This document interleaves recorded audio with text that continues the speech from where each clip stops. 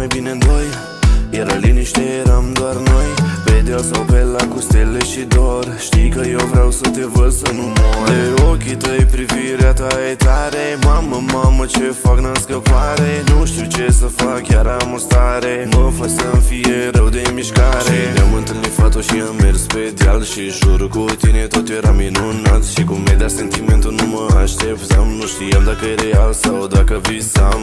În primul date părea ca un vis, fără planuri făcute, dar totul precis. Și te-am văzut deodată sclipire în privire. De atunci știu bine că vei fi cu mine.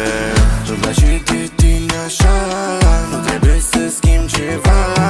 Oare vrei să vede lumea? Trebuie să zici doar da. Mergem în America. Alege locația.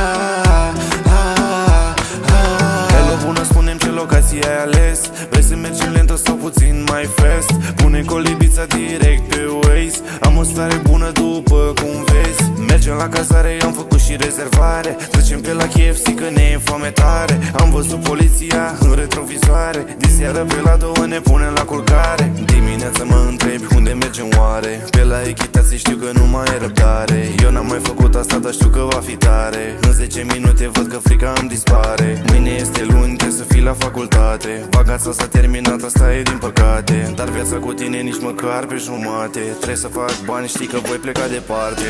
Îmi place de tine așa, nu trebuie să schimbi ceva. Oare vrei să vede lumea?